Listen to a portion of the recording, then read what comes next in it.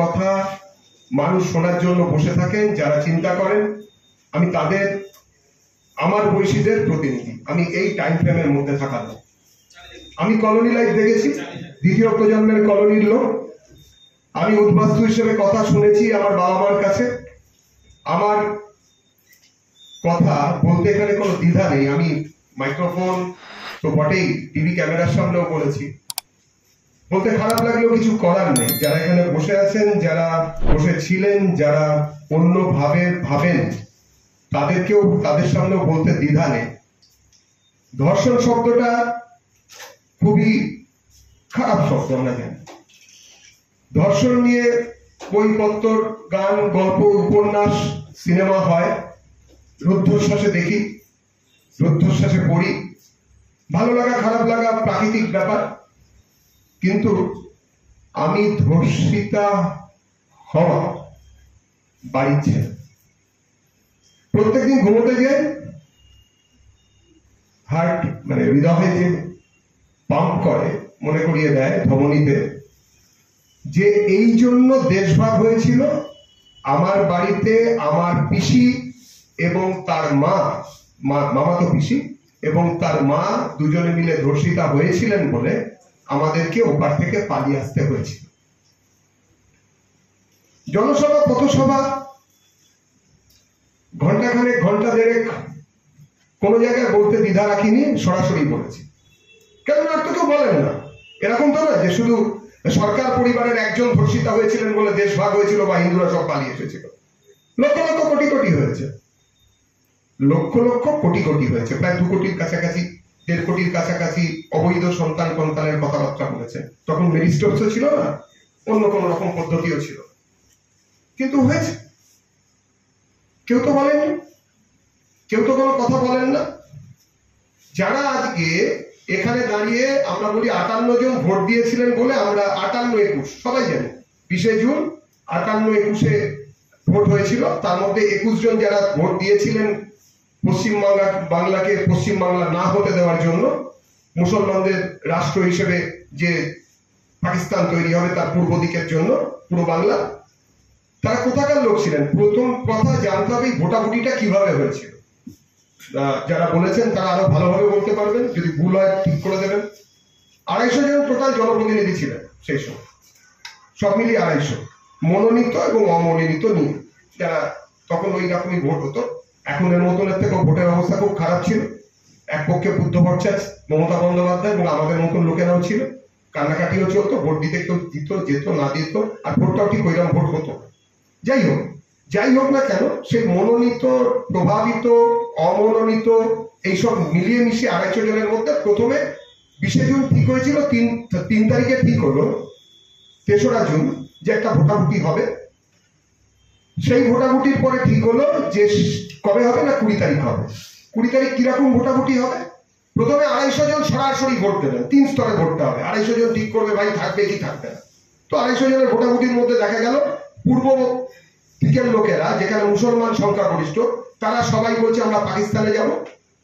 পশ্চিম দিকের যারা লোক, এই যে পশ্চিম এই দিকের যারা লোক, মানে মেদিনীপুর এদিকের বা এইরকম হাওড়া, ঠিক আছে, বীরভূমের কিছুটা, বাঁকুড়ার কিছুটা, সেখানে কিছু লোক বলতে রইল, বলা বাহুল্য তারা হিন্দু। এবং কলকাতার মনোনীতদের মধ্যে শুধু হিন্দু নয়, মনে রাখতে হবে অন্তত 4 জনের নাম আছে যারা কিনা ধর্মে মুসলমান, এই মুসলমান নন, যারা ধর্মে খ্রিস্টান। এই যে বহুত্ববাদ, মানে খ্রিস্টানরাও কিন্তু পাকিস্তানে গিয়ে নিরাপদ নয়, সেটা খ্রিস্টানরা বুঝেছিলেন। কেননা আমরা কেউ কোরআন পড়ি না, কোরআন নিয়ে কোনো কথা আলোচনা করি না, অথচ সর্বধর্ম সমন্বয় মন্তেশ্বরের উপরে জোর দিয়ে সেটার গুরুত্ব সবাই বুঝি। আমাদের গভর্নমেন্ট যারা আছেন তারা সব ধর্ম এক, চন্দ্রের বিশ্বাস সমান দেখেন, তারা পরমহংস পরম পিতা সবকিছু এক করেন। কিন্তু মুশকিল হচ্ছে যে রাজহংসের কাছে দুধের জল আলাদা করা সম্ভব, সেটা পারে সম্ভবই না। ওসব বাজে কথা বলে লাভ নেই। আর আমরা যারা এখানে বসে আছি, যারা ভোট দিই, যারা মারামারি করি, যারা দাঙ্গায় আক্রান্ত হই, তারা তাই। আমরা দেখেছিলাম সেই সময় দাঁড়িয়ে যারা আমাদের হয়ে ভোট দিয়েছিলেন বা আমাদের সঙ্গে ছিলেন, তাদের মধ্যে খ্রিস্টানরাও ছিলেন। খ্রিস্টানরা কিন্তু এইদিকে খুব পাকাপোক্ত একটা ব্যবস্থা আছে, আব্রাহামিক সিস্টেম, ওনাদেরও সিস্টেম, আব্রাহামকে ওনারাও মানেন। সেই জন্য ওনারা জানেন যে কোরআন না পড়লেও বা পড়লেও ওনারা জানেন যে কাফের কিরকম জিনিস। কোরআনিক ভার্সানে কাফের কি, কাফেরদের দুটো টাইপ আছে। একটাদের কিতাব আছে, মানে বই আছে ঈশ্বর প্রেরিত, বাইবেল আছে কিংবা ওল্ড টেস্টামেন্ট আছে, লাইক দিস তোরা ফোরা আছে। আর আমাদের মতন লোক যাদের গোটা লাইব্রেরি আছে, একটা কোনো বই নেই, তাদের জন্য হচ্ছে এরা কিতাব ওলা কাফের নয়, এরা নন কিতাবি কাফের। যারা কট্টরভাবে ইসলাম বিশ্বাস করে তাদেরকে জিজ্ঞেস করুন, ভাই রামকৃষ্ণদেবকে ভালো মানুষ মনে করেন? এই এখানে বসে আছে, বলে হ্যাঁ খুব ভালো মানুষ মনে করি। বিবেকানন্দ ভাবা যায় না, ওরা লোক হয় না। জান্নাতে থেকে যাবে? বলে না, ওরা যেতে পারবে না। কেন? জান্নাতে যাওয়ার অর্থাৎ স্বর্গে যাওয়ার প্রথমতম শর্ত হচ্ছে তাকে মুসলমান হতে হবে। সমস্যাটা এখান থেকে শুরু। এই কথাটা সরাসরি কেউ বলে না। সর্বধর্ম সমন্বয়ের যারা ব্যবসা চালাচ্ছে, যারা দোকান চালাচ্ছে, তারা কেউ কোনোদিন বলে দোষ বাঙালি হিন্দুর, বা বাঙালি হিন্দু কথাটা একটা অদ্ভুত করে। বাঙালি মানেই একমাত্র হিন্দু হলেই বাঙালি হবে, বাংলা ভাষায় কথা বললে বাঙালি হয় না। যাই হোক না কেন, আমাদের ছেলে মেয়েদের দোষ বা আমাদের বৈশীদের দোষ, তার থেকেও বেশি দোষ হচ্ছে যারা আমাদের গডম্যান। বিভিন্ন সময় গডম্যানেরা যারা ব্রহ্মকে সরাসরি দেখেন, যারা সরাসরি সবকিছু দেখে থাকেন, যারা আস্তিক নাস্তিক বা শুদ্ধাদ্বৈত বিশিষ্টাদ্বৈত অদ্বৈত এরকম অনেক কিছু দেখেন, তাদের মতো এই সমস্যাটা রয়েছে। এবং তা আমরা তাদেরই ডিসাইপল। শর্টকাটে কিস্তিমাত, কোরআন এক লাইনও পড়তে হয় না, হাদিস সম্বন্ধে কিছু জানি না, কাকে মাক্কি পোর্শন বলে কাকে মাদানি পোর্শন বলে কোরআনের কিচ্ছু জানি না, কিন্তু আমরা বলি সর্বধর্ম সমন্বয়টা খুব গুরুত্বপূর্ণ বলে। কি করে হবে? কি করে হবে? আর যারা এখানে মুসলমান রয়েছেন বা ইসলামে বিশ্বাস করেন কিংবা করেন না, যাই থাকুন না কেন, হোক এখানে শরিয়তি আইন, কজন এখানে হিজাব মাথায় না দিয়ে আসতে পারবেন দেখি মহিলারা? কজন গাড়ি চালিয়ে আসতে পারবেন দেখি? কজন ধর্ষিতা হলে 4 জন সাক্ষী না রেখে ধর্ষিতা হওয়ার অ্যাপ্লিকেশন মানে একটা এফআইআর করতে পারবেন? পারবেন না। কিন্তু এই কথাগুলো বলার মতন কেউ নেই। যে 51 জন ভোট দিয়েছিলেন, আর যে 58 জন ভোট দিয়েছিলেন এবং যারা এই ভোট করেছিলেন, তাদের নাম যদি আজকে উচ্চারিত না হয় তাহলে এটা একটা অন্যায় হবে। আমার সময় অল্প, কিন্তু আমার মনে হয় আমাদের তরফ থেকে অন্তত এরকম একটা মঞ্চ সারা কলকাতাতে 2 জায়গায় আজকেই পড়ছে। এবং অত্যন্ত দুর্ভাগ্য, কোন রাজনৈতিক দল এই প্রোগ্রামের আয়োজন করছেন না। আমি একটা নির্দিষ্ট রাজনৈতিক মতবাদে বিশ্বাস করি, এই রাজনৈতিক দলের সক্রিয় কর্মী, আমি সেই রাজনৈতিক দলের অফিসিয়াল স্পোকসপারসন বা সরকারি মুখপাত্র, কিন্তু আমিও বলছি অন্তত বাংলার জন্য একটা দলের সুপ্রয়োজন। যে প্রয়োজন 1947-এর 20 জুন হয়েছিল, ঠিক একই প্রয়োজন 2024-এর আজকের দিন। আমার মনে আগেও মনে হয়, বারংবার চাই এই প্রয়োজনটা আমাদের আছে। কারা ভোট দিয়েছিলেন একবার বলি, এটা আপনারা জানেন, সময় নষ্ট হবে, তবু আজকে এটা করা আমার মনে হয় তাদের প্রতি সম্মান রক্ষার্থে করা হচ্ছে। যারা ভোট ছিলেন তাদের হচ্ছে তাই বলেন যে শ্যামাপ্রসাদ দিয়েছিলেন, হ্যাঁ দিয়েছিলেন, এবং বাকিরা এটা আরো অনেকে এরকম একটা জায়গায় থাকেন না, বাকি সবাইকেই উল্লেখ করার প্রয়োজন আছে।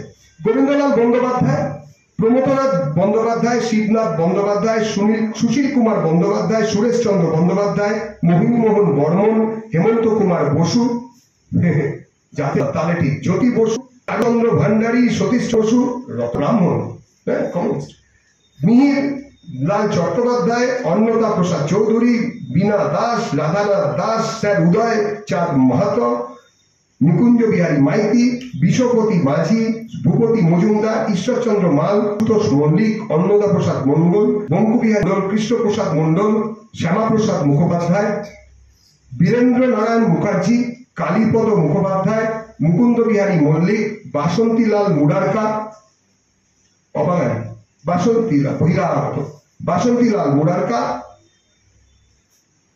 খগেন্দ্রলাল দাশগুপ্ত, কানাইলাল দাস, কানাইলাল দে, হরেন্দ্রনাথ দলুই, সুকুমার দত্ত, নিহারেন্দু দত্ত মজুমদার, বিপিন বিহারী গাঙ্গুলি, পিবি গাঙ্গুলি স্ট্রিট, অরবিন্দ গয়েশ, এ কে ঘোষ, বিমল কুমার ঘোষ, ডি গোমস, ডম্বর সিং গুরু, ঈশ্বর দাস জালান, দেবীপ্রসাদ খৈতান, চারুচন্দ্র মোহান্তি, অর্ধেন্দু শেখর নস্কর, যাদবেন্দ্রনাথ পাঁজা, L R Pentney, R E পেটলেল, Anandilal Poddar, Rajanikanta Pramanik, Kamal Krishna Ray, Jogeshwar Ray, Shrimati E M Ricketts, Rajendranath Sarkar, Debendranath Sen, Bimal Chandra Singha, GCD Wills. এই 58 জনের জন্য আজকে রামমোহন হল কলকাতায় দাঁড়িয়ে আমি বা আমরা বসে কথা বলতে পারছি। যারা দিলেন না তাদের নামটা নিতে হবে তো, কেননা তারা তো যারা চেয়েছিলেন যে পাকিস্তানে চলে যাবেন তাদের মধ্যে মাত্র 3 জন গিয়েছিলেন, মানে ভোট দিলেন পাকিস্তানের পক্ষে। কিন্তু যেই বাংলাটা আমাদের সঙ্গে আমরা পশ্চিমবাংলা হয়ে গেল তখন এইটুকু ছিল না, কিন্তু এই জায়গাটা ছিল না। এই জায়গাটা তখন আইনজীবীরা, আমার মতন কালোকোটের লোকেরা, তারা আচমকা ওখানে ফ্ল্যাগ তুলে ওটাকে ভারতবর্ষের মধ্যে অন্তর্ভুক্ত করেছিলেন। কৃষ্ণনগরের গল্প থাকে অনেকটা। এইবারে সেখানে দাঁড়িয়ে যারা ভোট দিলেন না তাদের নামগুলো শুনুন। আব্দুল আজাদ আহাদ, ইনি হচ্ছেন সাতক্ষীরা, অনেকটা আমাদের কাছাকাছি ছিল, এখন অবশ্য ওপারে চলে গেছে। এম.এফ. আব্দুর রহমান, উত্তর পূর্ব 24 পরগনা, উনি যাননি, অর্থাৎ পাকিস্তানের পক্ষে ভোট দিলেন কিন্তু উনি পাকিস্তানে চলে গেলেন না। আব্দুল সাবুর খান, খুলনা, ওখানেই রয়ে গেলেন। আবুল হাসেন, বর্ধমান, এখনো পর্যন্ত তাদের যারা লোকজন তারা রয়েছেন এবং তিনিও বসে রইলেন। হুসেনা বেগম, কলকাতা মহিলা সংরক্ষিত আসন, যাননি, কখনোই যাননি। ইলিয়াস আলী মোল্লা, 24 পরগনা সাধারণ ছিলেন। এম.এইচ. ইম্পাহান, মুসলিম শিল্প বাণিজ্য সংঘ, তিনি ইস্পাহানি, তিনি চলে গেছিলেন বটে। এরপরে জসিমউদ্দিন আহমেদ, উত্তর 24 পরগনা, দুটো ভাগ ছিল, দক্ষিণ, সেটা থেকে। মোহাম্মদ শরীফ খান, হুগলি এবং হাওড়া পৌরসভা, যাননি। মোয়াজ্জেল হোসেন, বাগেরহাট, রয়ে গেছিলেন ওখানেই, ওটা ওদিকেই পড়ে যায়। মোহাম্মদ ইদ্রিস, মোহাম্মদ কামরুদ্দিন, মোহাম্মদ রফিক, সৈয়দ মোহাম্মদ সিদ্দিকী, মুশারফ হোসেন, কে নুরুদ্দিন আহমেদ, এস.এইচ. সুরাবর্দী, তার আগের লোক দেওয়ারে ওপারে যাননি। কাল 4 জন ছাড়া এই 21 জনের লোকেরা এখানে বসে রইলেন যাতে পোকায় কাটা পাকিস্তানকে সম্পূর্ণরূপে গোটা পাকিস্তান বানানো। আমাদের যারা হিন্দুত্ববাদী দল করি, রাজনৈতিক দল করি, যারা সোশ্যাল মিডিয়াতে টাইপ করি বটে, খুব ভালো ভালো লেখাপত্র আসে, যারা শিক্ষিত, যারা ভালো বই লেখেন, তাদের সবাই তাদের কাজ করছেন। কিন্তু আমার মনে হয় যে পদ্ধতিতে বাংলার রাজনীতি চলছে, দিল্লি আমাদের বাঁচাতে আসবে না, কেউ আসেনি, এর পরেও আসবে না। এখানে মোদী কিংবা অমিত শাহ নাম কিংবা কেউ, তারা এখানে ঘুরে বেড়াবেন না। আমাদের জন্য আমাদের রাস্তা আমাদের তৈরি করতে হবে, আমাদের ভাবতে হবে। এখানে তৃণমূল কংগ্রেস, সিপিএম, বিজেপি, দেখুন আমাদের, আমি যে রাজনৈতিক দলের লোক, সেই রাজনৈতিক দল কার সবধারী ডক্টর শ্যামা মুখোপাধ্যায়, তিনি তো বলতেন যদি তুমি তো গণেশ ভাই করিও না, কেন তিনি পরিষ্কার তিনি পলিটিক্যাল ছিলেন এবং পলিটিক্সে সবকিছু যায়, রাজনীতিতে কোনো কিছু ভ্রান্ত নয়। আজকে যদি জ্যোতি বসুর একটা ভোট কম পড়তো তাহলে, বা রতনলাল ব্রাহ্মণের যদি একটা ভোট যদি কম পড়তো তাহলে হয়তো আমাদের এই পশ্চিমবঙ্গ আরেকটুখানি হয়তো অন্যরকম চেহারা হয়ে যেতে পারতো, হয়তো হতো কি হতো না। এই যে আমরা 58তে এখন নন মুসলিম, 58 জন নন মুসলিম একদিকে, এই যে মানে সেই প্রসাদ দেখিয়েছিলেন, সেই জন্যই প্রসাদ মুখার্জি কারিগর বলা হচ্ছে। বাকিরা কি কারিগর? কিন্তু বাকিরা থেকে কিরকম বলতেন যে 51 জন 8 মিলে ভোট দাও, কেউ দিত না। যদি জ্যোতিবাবু বলেন যে বাকি 58 চলো একসঙ্গে ভোট দিই, জ্যোতিবাবু বা কমিউনিস্ট পার্টির যারা বিরোধী তারা দিতেন না। কিন্তু এই উইভিংটা, এই তালতটা চালানোর কাজ ছিল হচ্ছে ডক্টর শ্যামাপ্রসাদ মুখোপাধ্যায়। আর আমরা কি করছি? আমরা এখানে দাঁড়িয়ে দাঁড়িয়ে কি করছি? আজকের পশ্চিমবঙ্গে দ্বিতীয় বৃহত্তম দল কে কোথায় আছে সব বাদ দিন, মানে কিছু কম এদিক ওদিক তো দেওয়ালের উপরে দাঁড়িয়ে দাঁড়িয়ে থাকে হচ্ছে, কিন্তু বাকিরা কি করছি ভাই? বাকিরা শুধু মনে করছি যে ও তো তৃণমূল, ওকে নেওয়া যাবে না, ও তো সিপিএম করতো না, আগে মাকু হবে না, হবে না, ছুপা মাকু, কে ছুপা মাকু, কে গোটা তৃণু, এই করতে করতে আমরা কিন্তু আস্তে আস্তে আস্তে আস্তে বিলিয়ে যাচ্ছি।